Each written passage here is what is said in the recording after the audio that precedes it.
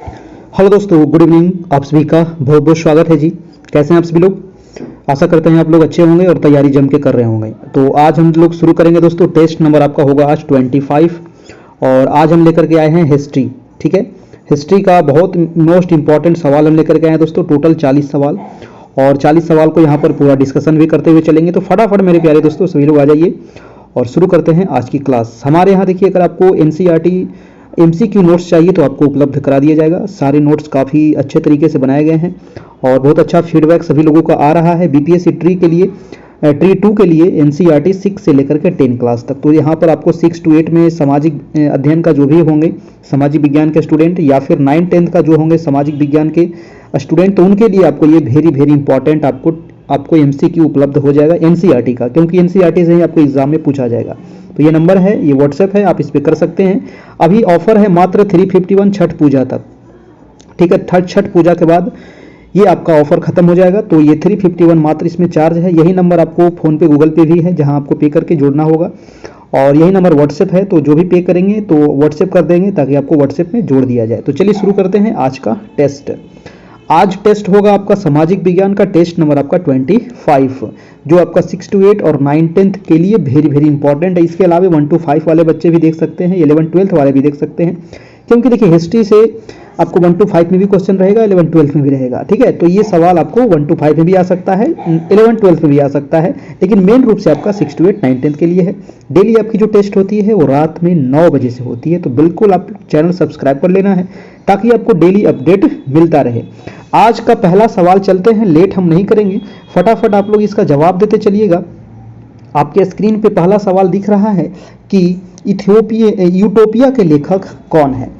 देखिए, इसमें और भी इस टेस्ट में आपको हिस्ट्री, ज्योग्राफी, पॉलिटी, इकोनॉमिक्स, कल हम करवाए थे ज्योग्राफी आपका, और कल हम करवा देंगे पॉलिटी, है ना। आज आपका हिस्ट्री हो रहा है, कल हम ज्योग्राफी करवाए थे और कल हम करवा देंगे पॉलिटी का आपका। ठीक है, तो एक दिन छोड़ के हम कभी हिस्ट्री, कभी ज्योग्राफी, कभी पॉलिटी, कभी इकोनॉमिक्स हम करवाते रहेंगे, चारों सेक्शन, ताकि आपका कंप्लीट होते रहे सभी सेक्शन आपका। ठीक है, तो आज का जो पहला है, यूटोपिया के लेखक कौन है, बताइए। यूटोपिया के लेखक कौन है? थॉमस मोर, विलियम शेक्सपियर, प्लेटो, या फिर एक से अधिक, या इनमें से कोई नहीं। देखिए, आप सभी के एग्जाम में नेगेटिव मार्किंग इस बार भी नहीं है, और इसी प्रकार से आपको 5 ऑप्शन इस बार भी पूछा जाएगा, है ना। तो ये 5 ऑप्शन वाला आप टेस्ट दीजिएगा तो ज़्यादा फायदा करेगा। ठीक है, तो इसका आंसर क्या होगा? यूटोपिया के लेखक जो है दोस्तों ये है थॉमस मोर, है ना। क्या हो जाएगा इसका आंसर? ऑप्शन नंबर ए हो जाएगा बिल्कुल सही जवाब। आप लोग अपना कमेंट करते चलिएगा। ठीक है, तो यूटोपिया के लेखक हो जाएगा थॉमस मोर। थॉमस मोर दोस्तों एक अंग्रेज वकील और लेखक और पुनर्जागरण मानवतावादी और दार्शनिक थे दोस्तों। ठीक है, कौन थे? थॉमस मोर थे आपका। एक अंग्रेज व्यक्ति थे जो वकील भी थे, लेखक भी थे, मानवतावादी थे, दार्शनिक थे। ठीक है, तो ये आपको ध्यान रखना है। यूटोपिया जो है, ये पुस्तक जो है ये प्रकाशित हुआ था आपका 1516 ईस्वी में यूटोपिया का प्रकाशन हुआ था आपका। इसके अलावा अगर कहा जाए कि रिपब्लिक, है ना, रिपब्लिक जो एक पुस्तक है बहुत इंपॉर्टेंट है। रिपब्लिक के लेखक प्लेटो है, याद रखिएगा, और ये अरस्तु के गुरु तथा सुकरात के शिष्य थे। ये क्वेश्चन भी आपको पूछा जाता है रिपब्लिक के बारे में। नेक्स्ट प्रश्न है आपका, प्रश्न है कि 1971 में महिला एवं महिला नागरिक अधिकार घोषणा पत्र किस महिला ने तैयार किया था? बहुत इंपॉर्टेंट सवाल है दोस्तों हिस्ट्री का। और हिस्ट्री का 1971 में कह रहा है महिला एवं महिला नागरिक अधिकार घोषणा पत्र किस महिला ने तैयार किया था? ऑप्शन है लुक्रेशिया मोट, अलेक्जेंड्रो कलंताई, या फिर ओलम्स दे गॉजेस। क्या हो जाएगा? 72 का हो जाएगा आपका। नेक्स्ट क्वेश्चन का आपका आंसर नंबर सी हो जाएगा, यानी कि ओलम्स दे गॉजेस के द्वारा महिला एवं महिला नागरिक अधिकार घोषणा पत्र 1791 ईस्वी में ये तैयार किया गया था, यानी कि आंसर हो जाएगा आपका ऑप्शन नंबर सी हो जाएगा बिल्कुल सही। अगला सवाल है कि इटली ने आक्रमण कर किस देश को जीता था दोस्तों? बताइए, इटली ने आक्रमण करके किस देश को जीता था, यानी कि इटली किस पर आक्रमण किया था और वो जीत गया था? क्या होगा आपका? तो इसका आंसर हो जाएगा कि इटली ने आक्रमण किया था अबिसिनिया देश पर, है ना। किस पर किया था? अबिसिनिया पर। और अबिसिनिया पर आक्रमण करने के बाद इटली इसमें विजय हुई थी। ठीक है, याद रखिएगा। और ये जो विजय हुई थी तो कब हुई थी? 1935 में हुई थी आपका। ठीक है, 1935 में ये आपका आक्रमण हुआ था और 1935 में विजय हुई थी, याद रखना है। ठीक है, देखिए अबिसिनिया जो है ना ये पुराना नाम है दोस्तों। अबिसिनिया का अगर पूछे कि अबिसिनिया का नया नाम क्या है, तो इसी को अबिसिनिया का नया नाम कहते हैं इथियोपिया। ठीक है, तो आपको अगर ऑप्शन में इथियोपिया रहे तो आप घबराइएगा नहीं, इथियोपिया, ठीक है, तो इथियोपिया को ही हराया था इटली, ठीक है, 1935 में आपका। चलिए अगला सवाल देखते हैं, आपका सवाल नंबर है आपका कि बोस्टन बंदरगाह पर 340 चाय के बॉक्सों को समुद्र में फेंका गया, इस घटना को किस नाम से जाना जाता है? बहुत इंपॉर्टेंट सवाल है दोस्तों।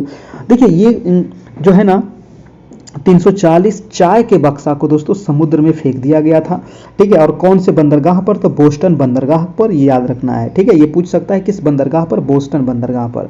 कह रहा है कि ये जो घटना है ये किस नाम से जाना जाता है दोस्तों? तो इसको कहा जाता है बोस्टन टी पार्टी, है ना। इसको क्या कहते हैं? बोस्टन टी पार्टी, है ना, बोस्टन टी पार्टी के नाम से इसको जानते हैं। ऑप्शन नंबर सी आपका बिल्कुल सही हो जाएगा, ठीक है। ये जो घटना घटी थी ये 1773 की ये घटना है दोस्तों, है ना। कितना घटना ये कब हुई थी? बोस्टन की चाय पार्टी, टी पार्टी, तो 1773 में ये घटना घटी थी। अगला प्रश्न हम चलते हैं, आपका प्रश्न नंबर हो जाएगा आपका 75 नंबर। प्रश्न है कि प्रथम विश्व युद्ध का तत्कालीन कारण क्या था? बताइए, प्रथम विश्व युद्ध जो हुआ था आपका, है ना, 14 से लेकर के 18 ईस्वी तक, इसका तत्कालीन कारण क्या था? ऑप्शन देखिएगा, फर्डिनेंड की सेराजेवो में हत्या, या फिर अंतर्राष्ट्रीय अराजकता, यूरोप में बढ़ता नैतिक सैनिकवाद, क्या होगा? तो प्रथम विश्व युद्ध का जो तत्कालीन कारण था वो था फर्डिनेंड की सेराजेवो में हत्या, है ना। फर्डिनेंड की सेराजेवो में हत्या की वजह से ही ये प्रथम विश्व युद्ध का तत्कालीन कारण माना जाता है ना। तो ये हत्या हुआ था 28 जून 1914 को, ठीक है, याद रखिएगा, 28 जून 1914 को हत्या हुआ था, और इसी समय दोस्तों प्रथम विश्व युद्ध की शुरुआत हुई थी, और ये 1918 ईस्वी तक चला था, ठीक है। द्वितीय विश्व युद्ध कब से कब तक? तो 39 से लेकर के 45 तक, है ना, तो वो भी आप यहाँ से ध्यान रखिएगा। चलिए अगला प्रश्न है आपका प्रश्न नंबर 76 नंबर। कह रहा है कि कल्चरल रिवॉल्यूशन के समय कम्युनिस्ट पार्टी ऑफ चाइना के प्रमुख कौन थे? बताइए, कल्चरल रिवॉल्यूशन के समय दोस्तों, कल्चरल रिवॉल्यूशन के समय कम्युनिस्ट पार्टी का ऑफ चाइना के प्रमुख कौन थे? सन्यात सेन थे, या फिर डे जिनपिंग थे, या माओ जेडोंग थे, क्या होगा? 76 का हो जाएगा आपका माओ जेडोंग, है ना, माओ जेडोंग। कल्चरल रिवॉल्यूशन के समय कम्युनिस्ट पार्टी ऑफ चाइना के प्रमुख कौन थे? माओ जेडोंग थे, याद रखना है। चीन में साम्यवादी पार्टी के जनक कौन थे? माओ त्से तुंग थे, है ना। अगर पूछे कि चीन में साम्यवादी पार्टी के जनक कौन थे, तो माओ त्से तुंग थे, याद रखिएगा। अगला प्रश्न है आपका दोस्तों 77 नंबर। प्रश्न कह रहा है कि निम्न में से किस यूरोपीय जाति को इंडोनेशिया में प्रभुत्व जमाने में सफलता मिली थी? यूरोपीय जाति को इंडोनेशिया में प्रभुत्व जमाने में दोस्तों सफलता मिली थी किस यूरोपीय जाति को? अंग्रेज, फ्रांसीसी, या डच, या फिर क्या होगा? इंडोनेशिया की बात कर रहे हैं। जैसे भारत में तो आपका पुर्तगाली भी आया, यहाँ पर अंग्रेज भी आए, फ्रांसीसी भी आए। इंडोनेशिया पर कह रहा है दोस्तों कि प्रभुत्व जमाने में किसे सफलता मिली थी?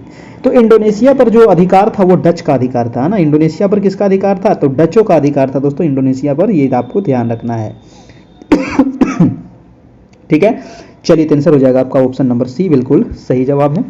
अगला प्रश्न देखते हैं आपका कि गौतम बुद्ध की माता किस वंश से संबंधित थी? वेरी वेरी इंपॉर्टेंट संबंधित है प्रश्न है कि गौतम बुद्ध जो है, इनकी माता जो है, इनकी माता का क्या नाम था पता है आपको? माता का क्या नाम है, जल्दी से बताइएगा। और तो इनकी जो माता थी ये किस वंश से संबंधित थी दोस्तों, ये बताना है। शाक्य वंश, माया वंश, या लिच्छवी वंश, क्या होगा?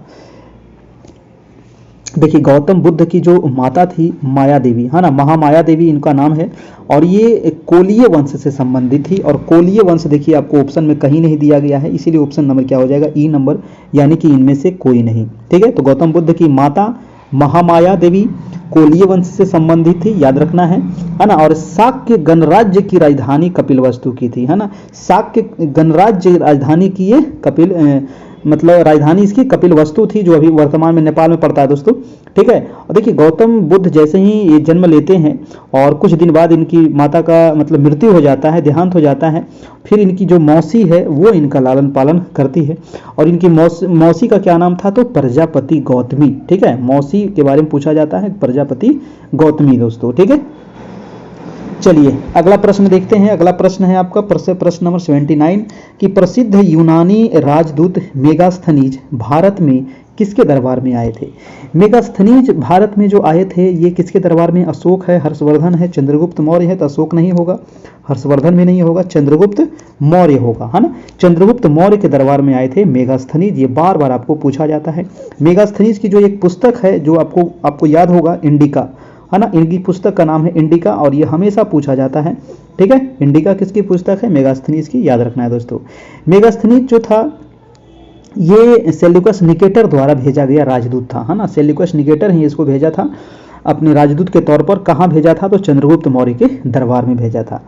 नेक्स्ट प्रश्न हम चलिए अगला प्रश्न देख लेते हैं। आपका 80 नंबर कह रहा है कि बराबर पहाड़ी। जी हाँ, अगर बराबर पहाड़ी आप गए होंगे, हम तो गए हैं घूमने के लिए एक बार, है ना। आप लोग भी जाइएगा।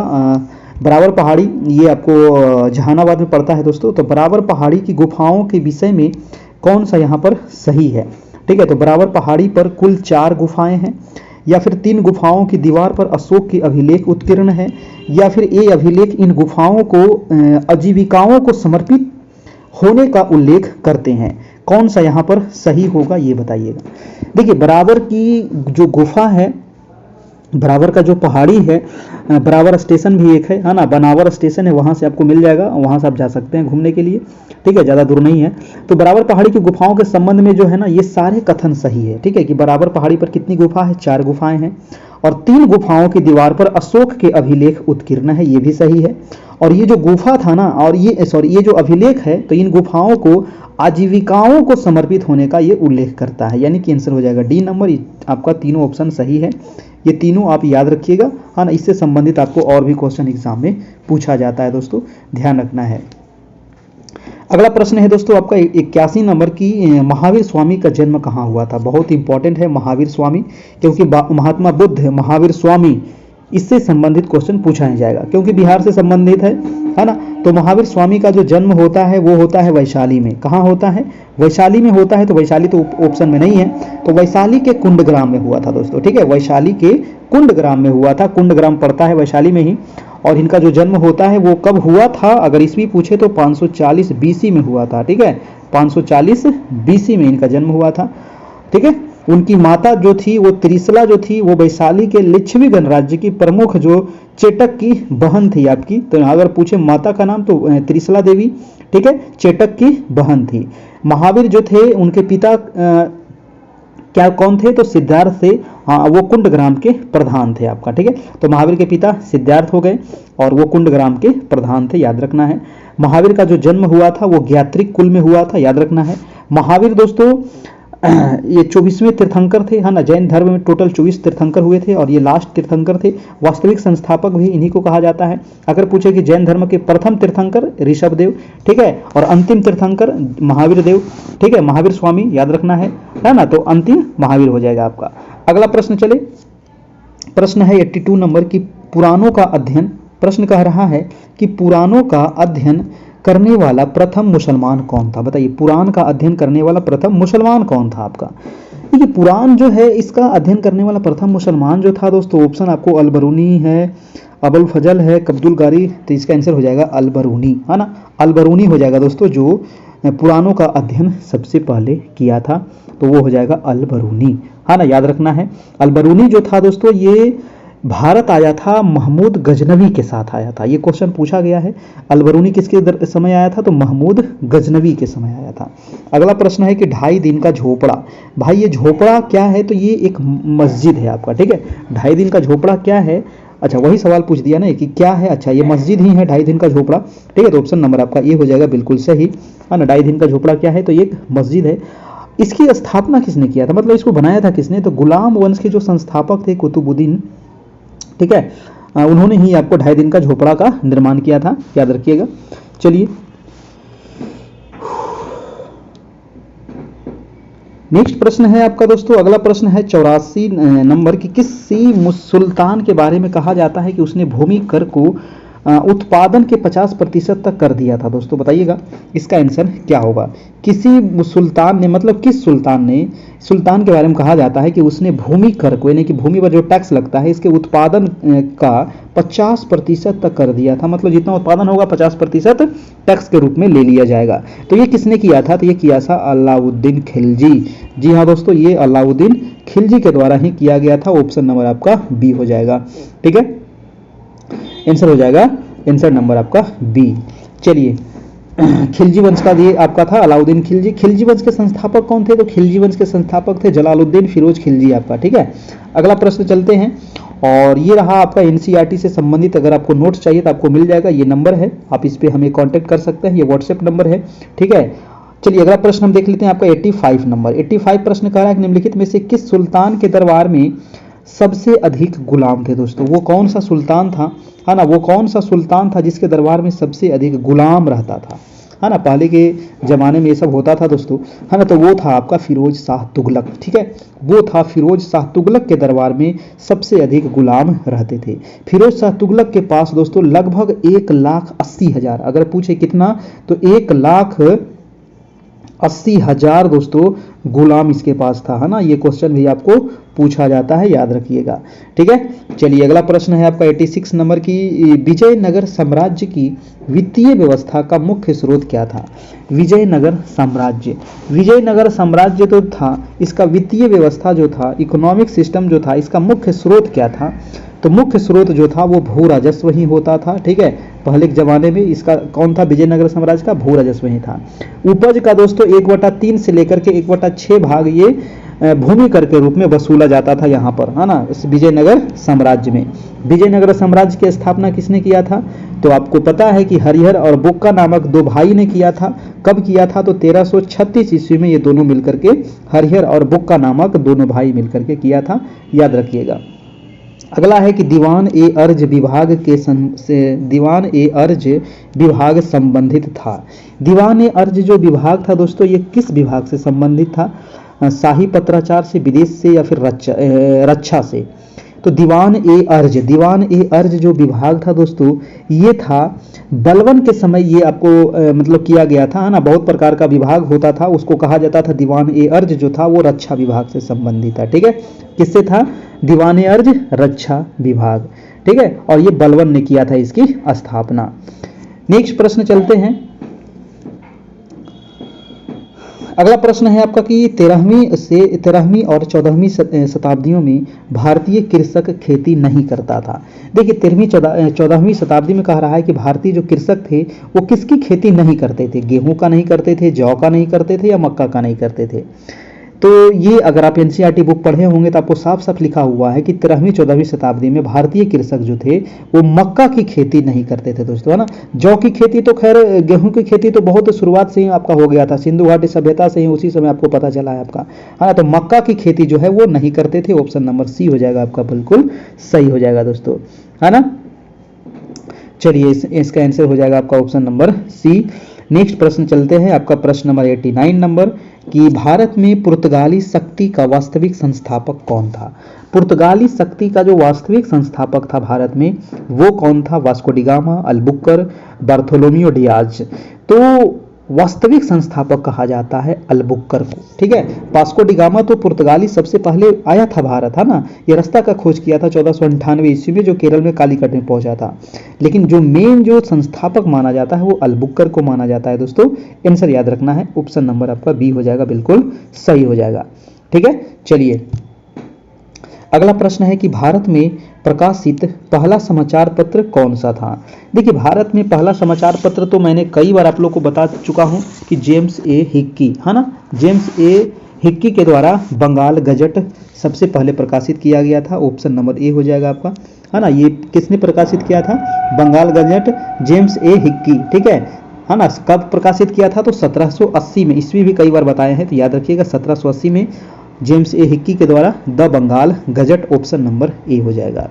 अगला प्रश्न चलते हैं, प्रश्न नंबर है 91 कि भारतीय ब्रह्म समाज के संस्थापक, जितने भी समाज है, ब्रह्म समाज आपका है ना, आर्य समाज, ये समाज आप याद रखिएगा, एक समाज आपको एग्जाम में जरूर पूछा जाएगा, ठीक है।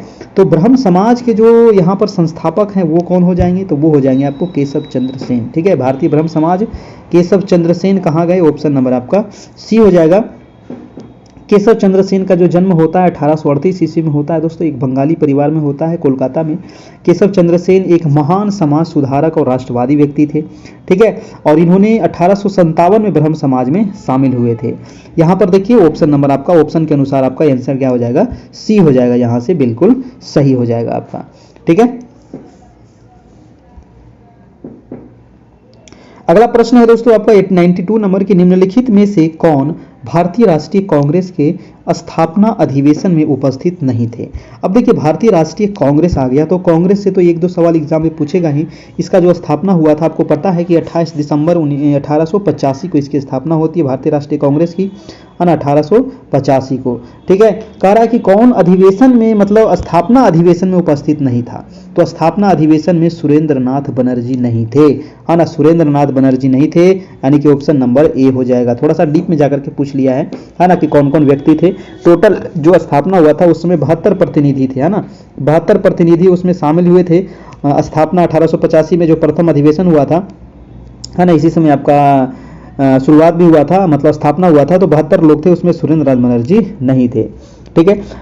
भारतीय राष्ट्रीय कांग्रेस की जो स्थापना होती है वो होती है 28 दिसंबर 1885 को होती है, ये आपको याद रखना है।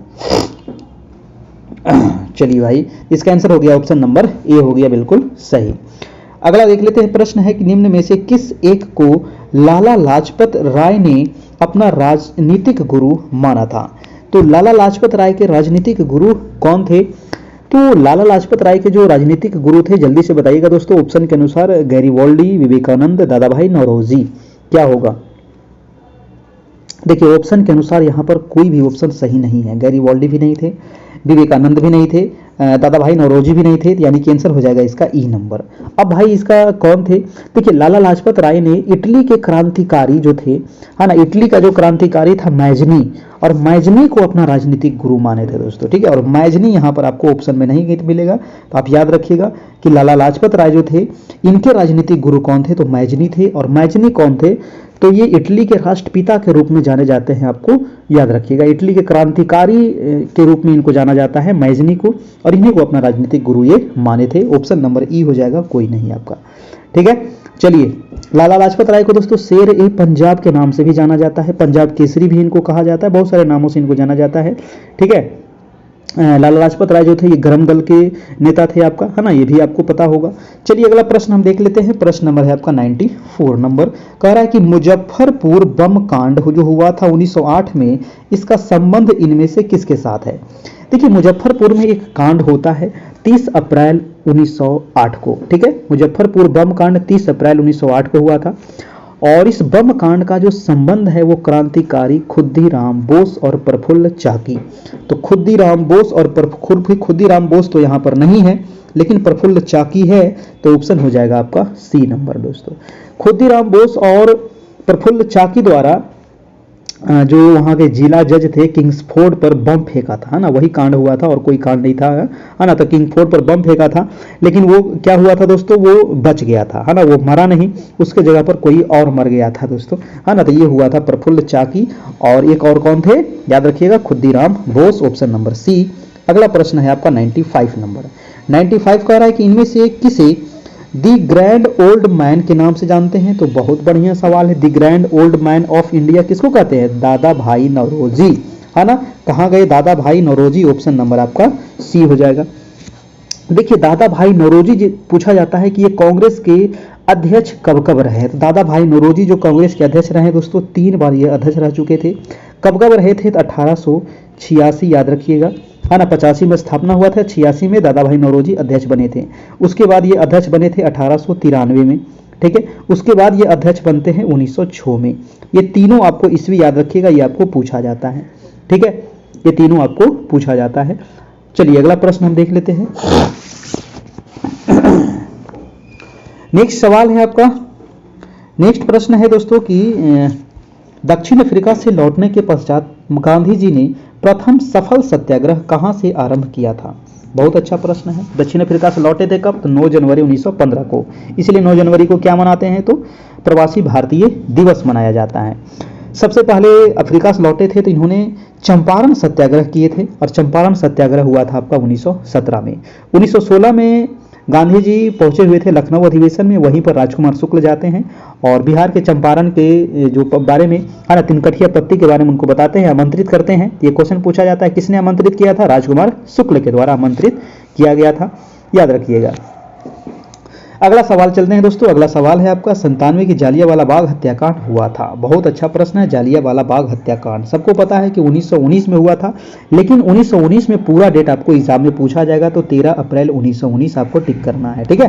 13 अप्रैल 1919 को हुआ था जालियांवाला बाग हत्याकांड, है ना। जालियांवाला बाग हत्याकांड जनरल डायर ने दोस्तों, है ना, वो व्यक्ति कौन था? General Dyer.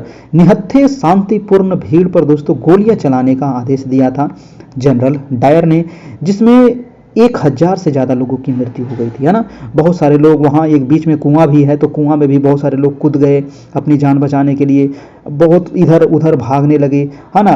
निहत्थे लोगों पर गोलियां बरसा दी गई, हजारों लोगों की उसमें मृत्यु हो गई थी दोस्तों, ठीक है। यानी कि 13 अप्रैल 1919 को यह घटना आपकी हुई थी, याद रखिएगा, जनरल डायर के द्वारा। अगला प्रश्न हम देखते हैं। प्रश्न नंबर है आपका 98 नंबर की महात्मा गांधी द्वारा चलाया गया पहला जन आंदोलन कौन था? देखिए, पहला जन आंदोलन पूछ रहा है, पहला जन आंदोलन, याद रखिएगा। पहला व्यक्तिगत सत्याग्रह कहे ना, तब व्यक्तिगत जो आंदोलन था वो था चंपारण। यहां पर कह रहा है जन आंदोलन, यानी कि जनता का आंदोलन जो था वो था असहयोग आंदोलन, ठीक है। तो क्वेश्चन पे थोड़ा सा गौर करिएगा, यही क्वेश्चन एग्जाम में गलत हो जाता है। जैसे ही देखेगा पहला आंदोलन मारेगा चंपारण, और चंपारण ऑप्शन में नहीं है तो ऑप्शन नंबर ई मार दीजिएगा, गलत हो जाएगा, है ना। पहला जन आंदोलन है कि पहला व्यक्तिगत सत्याग्रह है, क्या है ये ध्यान देकर के आपको ठीक करना है, ठीक है। तो पहला सत्याग्रह जो हुआ था वो गांधी जी का था 1917 में, लेकिन पहला जन आंदोलन जो था वो असहयोग आंदोलन था। असहयोग आंदोलन जो हुआ था ये हुआ था आपका 1920 से लेकर के 1922 ईस्वी तक चला था आपको। और आपको पता है कि असहयोग आंदोलन कब खत्म हुआ था? तो 12 फरवरी, है ना, 12 फरवरी 1922 ईस्वी को ये आपको चौरा चौरा कांड जो हो गया था, इसी चौरे चौरे कांड में दोस्तों इसको समाप्त किया गया था, खत्म किया गया था, है ना। 12 फरवरी को, 5 फरवरी को कांड हुआ था लेकिन 12 फरवरी को इसको वापस ले लिया गया था आपको, ठीक है। तो ये भी आपको ध्यान रखना, चौरी चौरा कांड के वजह से आपका।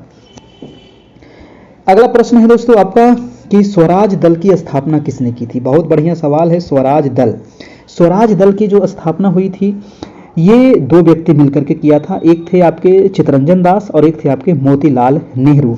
और ये जो हुआ था स्वराज दल की स्थापना वो हुआ था आपका 1923 ईस्वी में, ठीक है।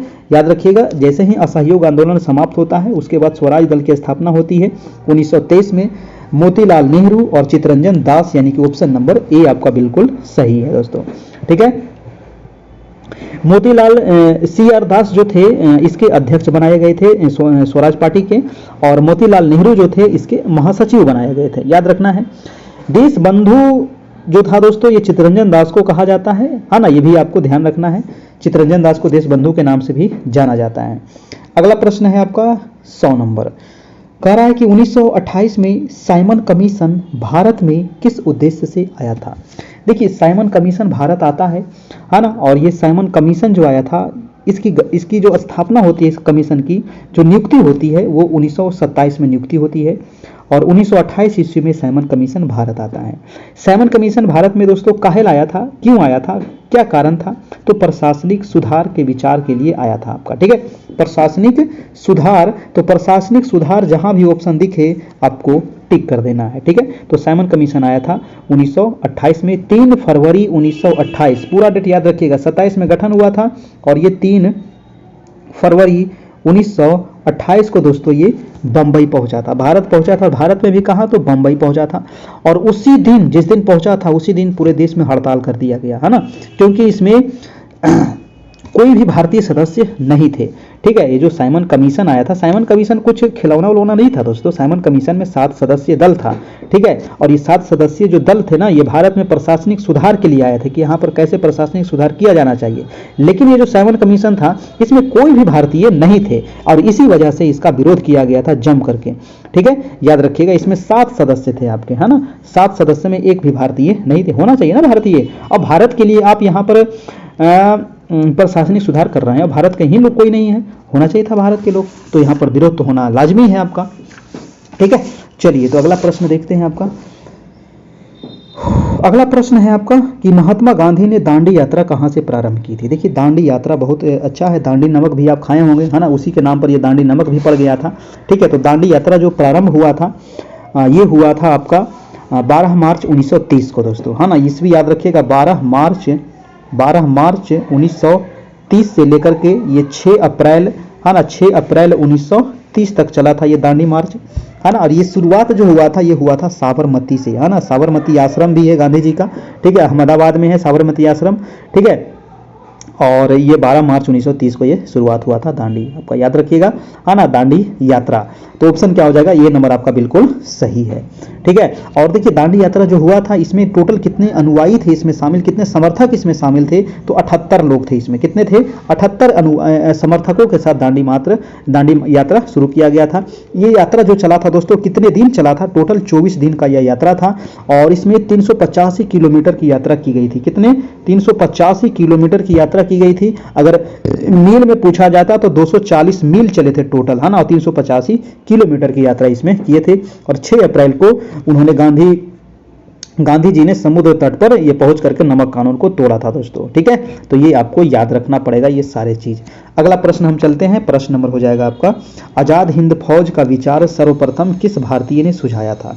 देखिए, आजाद हिंद फौज का जो हुआ था तो ये कह रहा है कि विचार, है ना, आजाद हिंद फौज का जो विचार था वो किस भारतीय ने सुझाया था। वो भारतीय थे मोहन सिंह। कौन थे, वो थे मोहन सिंह दोस्तों। बहुत सारे लोग इसमें गलत करते हैं, याद रखिएगा, आजाद हिंद फौज का विचार जो था सर्वप्रथम मोहन सिंह ने सुझाया था, यानी कि ऑप्शन नंबर आपका सी हो जाएगा बिल्कुल सही।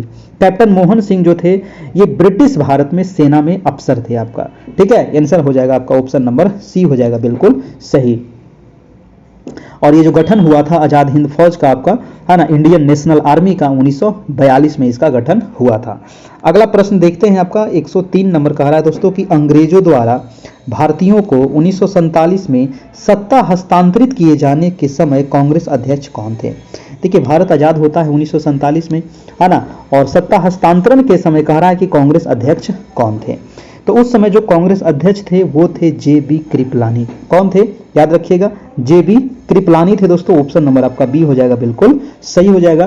ठीक है, चलिए जे.बी. कृपलानी बिल्कुल सही जवाब। अगला प्रश्न देख लेते हैं आपका। अगला प्रश्न है आपका 104 नंबर की, डॉक्टर राजेंद्र प्रसाद को 9 अगस्त 1942 को गिरफ्तार करके किस जेल में भेजा गया था। देखिए, ये घटना कब है, 9 अगस्त आपको याद हो रहा है ना, 0 आवर याद आ रहा है कि नहीं आ रहा है। 0 आवर के तहत दोस्तों जितने भी प्रमुख नेता थे भारत छोड़ो आंदोलन में, है ना, 8 अगस्त को भारत छोड़ो आंदोलन की शुरुआत होती है, 9 अगस्त को 0 आवर लागू किया जाता है और उसमें जितने भी प्रमुख नेता थे, गांधी जी, राजेंद्र प्रसाद, सभी को क्या किया गया, गिरफ्तार करके नजरबंद कर दिया गया। तो वही कह रहा है कि राजेंद्र बाबू को गिरफ्तार करके कहाँ रखा गया था दोस्तों, तो इनको रखा गया था पटना में, और पटना में वो जेल का नाम है बांकीपुर जेल। ठीक है, पटना में वो जेल है बांकीपुर जेल है, आप जाकर के बांकीपुर में देख सकते हैं। 9 अगस्त को गिरफ्तार किया गया था। महात्मा गांधी, पूछा जाता है कि महात्मा गांधी और सरोजिनी नायडू जो थे, इनको कहां रखा गया था, तो पूना में, पूना महाराष्ट्र में आगा खां के महल में रखा गया था दोस्तों। ठीक है, नजरबंद के रूप में नजर रखा गया था, है ना। ये आपको सारे चीज याद रखना पड़ेगा। अगला प्रश्न चलते हैं, प्रश्न है आपका कि बिहार राज्य के किस आंदोलन को, प्रश्न है कि बिहार राज्य के किस आंदोलन को दूसरी जंग ए आजादी कहा गया था। देखिए, बिहार राज्य का पूछ रहा है ना, बिहार राज्य के जो आंदोलन था वो दूसरी जंग ए आजादी कहा जाता है। बहुत बढ़िया, और सब लोग का जवाब ठीक है एकदम, संपूर्ण क्रांति, है ना, संपूर्ण क्रांति, जयप्रकाश नारायण। किनको नहीं याद है, सबको याद है दोस्तों, है ना, जयप्रकाश नारायण वो नारा दिए थे आपको, संपूर्ण क्रांति का नारा दिए थे जयप्रकाश नारायण ने। कब? 5 जून 1974 को। ठीक है, 5 जून 1974 को। कहां से? तो ऐतिहासिक जो हमारा गांधी मैदान है पटना में, वहीं से आपको संपूर्ण क्रांति का आह्वान किए थे। यानी कि आंसर हो जाएगा आपका संपूर्ण क्रांति, है ना, जयप्रकाश नारायण, 5 जून 1974। अगला प्रश्न देखें। ठीक है, अगला प्रश्न देखते हैं। आपका प्रश्न नंबर है दोस्तों 106 नंबर। प्रश्न कह रहा है कि जहांगीर, है ना, प्रश्न कह रहा है कि जहांगीर का समकालीन वह इतिहासकार जिसने बिहार के पटना में अपनी प्रसिद्ध ग्रंथ दबिस्ताने मजाहिब की रचना की थी। देखिए, अभी तक आप लोग वीडियो को लाइक काहे नहीं किए हैं? लाइक तो कर दीजिए एक बार, है ना, एक बार सभी लोग लाइक कर दीजिए। चैनल पर नए होंगे तो सब्सक्राइब कर लीजिए। 9 बजे से आपकी डेली टेस्ट होती है। ठीक है, चलिए, और अगर आपको एनसीईआरटी प्री 2 के लिए नोट्स चाहिए दोस्तों, एमसीक्यू वेरी इंपॉर्टेंट ये नोट्स हैं, चैप्टर वाइज आपको बनाया गया है ना, खुद हम अपने बनाए हैं। तो 6 से लेकर के 10 क्लास तक ये आपको उपलब्ध हो जाएगा, जो चैप्टर वाइज है, सब्जेक्ट वाइज अलग अलग है। ठीक है, इसको रिवीजन करने में बहुत बढ़िया है। अगर एनसीईआरटी बुक अगर आप पढ़ लिए हैं ना, तो उसमें से कौन कौन क्वेश्चन एग्जाम में पूछा जाएगा ये आपको बनाया गया है। 6 से लेकर के 10 क्लास तक, हम 12 तक कोशिश कर रहे हैं, लेकिन अभी फिलहाल 10 तक बना है, आगे बन जाएगा 12 तक, तो हम 12 तक भी दे देंगे आप लोग को, लेकिन अभी 10 तक ही बना है, क्योंकि 11 12 में थोड़ा सा चैप्टर बड़ा है दोस्तों, है ना, और 4 गो बुक भी है मोटा, उसको पढ़ना, उसको लिखना, टाइपिंग करना, बनाना थोड़ा सा टफ है ना। तो अभी इतना जल्दी नहीं हो पाएगा, क्योंकि एग्जाम में समय ही नहीं दिया जाता है।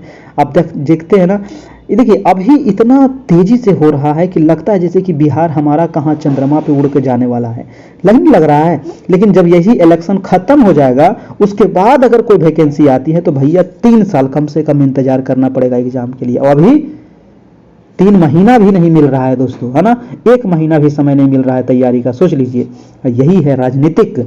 ठीक ना, चलिए कोई बात नहीं, हमको राजनीतिक नहीं करना है। फिलहाल जिनको यहाँ पर नोट्स चाहिए तो ये नंबर पे कांटेक्ट करिए, व्हाट्सएप करिए, आपको उपलब्ध हो जाएगा। इसमें थोड़ा सा आपको चार्ज लगेगा, क्योंकि कुछ चीज़ फ्री में तो मिलेगा नहीं, हमको भी मेहनत लगा है, तो उसका आपको चार्ज लगेगा। प्रश्न है कि जहांगीर का समकालीन वह इतिहासकार कौन था जिसने बिहार के पटना में अपनी प्रसिद्ध ग्रंथ दबिस्ताने मजाहिब की रचना की थी? वो थे दोस्तों आपको मोहसिन फानी। कौन थे?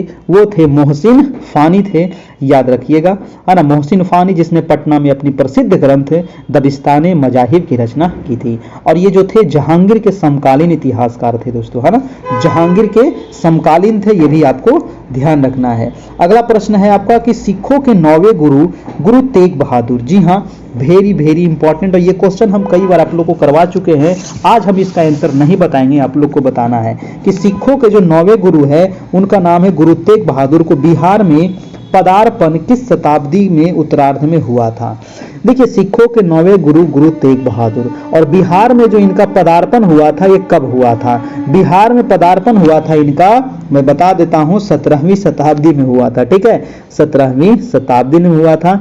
और जो 9वें गुरु थे गुरु तेग बहादुर, इनकी हत्या किसने की थी? जल्दी से बताइएगा जी। और 10वें गुरु कौन थे? तो गुरु गोविंद सिंह थे 10वें गुरु, जिनका जन्म होता है पटना में, पटना सिटी में गुरुद्वारा आप देखे है ना, वहीं उनकी जन्म होते हैं दोस्तों। ठीक है, तो ये आपको याद रखना है। अगला प्रश्न चलते हैं आपका कि चंपारण के किस नेता ने, तो ये भैया अभी तो समझाए ना, वो चंपारण के किसान नेता राजकुमार शुक्ल के अनुरोध पर गांधी जी किस वर्ष पटना पहुंचे थे? तो ये है आपको चंपारण सत्याग्रह की घटना। और चंपारण सत्याग्रह एकदम फेवरेट क्वेश्चन है ना, एकदम फेवरेट है बिहार का दोस्तों। और एक आपका 1857 वाला वीर कुंवर सिंह वाला, ये दोनों जो क्वेश्चन है ना, एक बार जरूर पूछ देता है एग्जाम में, चाहे बीपीएससी में कोई भी एग्जाम हो, उसमें डालिए देता है। ठीक है, तो आपको पता होना चाहिए कि जो पटना पहुंचे थे वो 10 अप्रैल को पहुंचे थे, है ना, तो पूरा डेट याद रखिएगा, 10 अप्रैल 1917। ठीक है, पटना कब पहुंचे थे? तो 10 अप्रैल 1917। और ये चंपारण कब पहुंचे थे? तो पटना तो पहुंच गए थे, पहले पटना ना होके जाएंगे, ठीक है, पटना होकर न जाएंगे चंपारण, तो चंपारण पहुंचे थे दोस्तों आपको 15 अप्रैल को। ठीक है, 15 अप्रैल को, यानी कि 5 दिन यहां से लगा था उनको जाने में, तो 15 अप्रैल 1917 को ये चंपारण दोस्तों आपको पहुंचे थे, याद रखिएगा, है ना। चलिए अगला प्रश्न है कि स्वतंत्रता से पूर्व बिहार में आयोजित कांग्रेस के 28वां अधिवेशन की अध्यक्षता किसने की थी? बताइए, बहुत इंपॉर्टेंट सवाल है। 28वां अधिवेशन। देखिए 28वां अधिवेशन जो हुआ था ये हुआ था 1912 में। कब हुआ था 28वां? 1912 में हुआ था और ये पटना में ही हुआ था, बांकीपुर में हुआ था। याद रखिएगा, पटना के बांकीपुर में हुआ था 1912 में 28वां अधिवेशन। इसकी अध्यक्षता कौन किए थे? जल्दी से बताइएगा। रघुनाथ सिंह मुधोलकर, RN मुधोलकर। इनका पूरा नाम है रघुनाथ नरसिंह मुधोलकर दोस्तों, है ना। RN मुधोलकर इनको कहा जाता है ना। आपको एग्जाम में शॉर्ट में ही दे देगा RN Mudholkar, option number A हो जाएगा। ठीक है। अगर पूछे कि 38वां, क्योंकि बिहार में 2 अधिवेशन हुआ। देखिए बिहार में जैसे 3 हुआ था, लेकिन झारखंड अब अलग हो गया ना, तो 2 ही हम मानेंगे। एक और अधिवेशन हुआ था आपका गया में, दूसरा जो हुआ था 1922 में हुआ था आपका 38वां अधिवेशन, है ना। 1922 में कौन हुआ था? 28वां हुआ था पटना में, 38वां हुआ था कहाँ हुआ था 38वां? तो 28 और 10 38 और 12 10 22। ट्रिक है कि नहीं? 10 का अंतर है, 28 और 10 38 और 12 10 22। 10 साल के बाद हुआ था गया में दोस्तों। ठीक है, गया में हुआ था। आपको बताना है कि जो गया में अधिवेशन हुआ था उसकी अध्यक्षता किसने की थी? जल्दी से बताइएगा कमेंट करके, है ना, जल्दी से बताइएगा, है ना, जल्दी से बताइएगा। देश बंधु चित्तरंजन दास। याद रखिएगा 1922 में जो हुआ था गया में, वो देश बंधु चित्तरंजन दास किए थे। और एक और हुआ था दोस्तों 54वां अधिवेशन। ठीक है, 54वां हुआ था आपका रामगढ़ में, जो अब झारखंड में चला गया है ना। 54वां हुआ था कहाँ? तो ये हुआ था रामगढ़ में, 1940 में हुआ था। ठीक है, 1940 में हुआ था। और ये 1940 में जो हुआ था इसकी अध्यक्षता किए थे मौलाना अबुल कलाम आज़ाद। और यही मौलाना अबुल कलाम आज़ाद दोस्तों सबसे लंबे समय तक कांग्रेस के अध्यक्ष रहे थे और सबसे कम उम्र के भी ये अध्यक्ष रहे थे कांग्रेस के। लगातार ये 1940 से लेकर के 1945 तक ये अध्यक्ष बने रहे, क्योंकि बीच में एको अधिवेशन में हुआ था। इसी वजह से लगातार 40 से 45 तक कांग्रेस के अध्यक्ष कौन रह गए? मौलाना अबुल कलाम आज़ाद। ये भी बात कई बार पूछा गया है। अगला प्रश्न है आपका कि महात्मा गांधी पर चंपारण सत्याग्रह के लिए कब अभियोग चलाया गया था? देखिए महात्मा गांधी पर चंपारण सत्याग्रह पर अभियोग जो चलाया गया था वो 1917। किसको नहीं पता है? तो चंपारण वाला क्वेश्चन जो है ना एकदम फेवरेट है। ठीक है, और पटना कब पहुंचे थे? अभी बताए थे ना, 10 अप्रैल को पटना पहुंचे और 15 अप्रैल को ये चंपारण पहुंच गए। याद रखिएगा चंपारण, है ना। 10 अप्रैल को पटना और 15 अप्रैल को चंपारण ये पहुंच गए थे। और फिर ये आंदोलन हुआ था चंपारण सत्याग्रह, जहां से तिनकठिया पत्ती जो थी उसको समाप्त किया गया था दोस्तों आपका। ठीक है, तो याद रखिएगा, है ना। चलिए इसका आंसर हो गया ऑप्शन नंबर बी हो गया आपका। तो ये रहा आज का टेस्ट। कैसा लगा आप लोग को जरूर बताइएगा, है ना। अच्छा लगा हो तो एक लाइक कर दीजिएगा। चैनल पर नए होंगे तो सब्सक्राइब कर लीजिएगा। और यहाँ पर आपको जो 1,22,000 जो आपकी वैकेंसी है दोस्तों, इसके लिए जी जान आपको लगा देना है, एकदम नहीं छोड़ना है ना। तो यहाँ पर अगर आपको इसका PDF उपलब्ध हो जाएगा, जितने भी NCERT है 6 to 8 के लिए और 9 10th के लिए जो सामाजिक विज्ञान के हैं लोग, उनके लिए इससे ज़्यादा कुछ पढ़ने की आवश्यकता नहीं है, समय भी नहीं है। और क्योंकि ये क्रीम चीज़ आपको हम निकाल करके किताब से दे देंगे, बस उसको आप रट जाइएगा। बहुत सारा क्वेश्चन लड़ जाएगा। इस बार भी बहुत सारा क्वेश्चन लड़ा था, है ना। अगला बार भी बहुत सारा क्वेश्चन, क्योंकि सिलेबस वही है ना, तो सिलेबस से ही पूछा गया था। अगला बार भी सिलेबस से पूछा जाएगा। मात्र इसमें फी है 351 रुपया। ठीक है, जहां आपको NCERT 6 से 10 तक सामाजिक विज्ञान MCQ नोट्स मिल जाएगा, चैप्टर वाइज मिल जाएगा।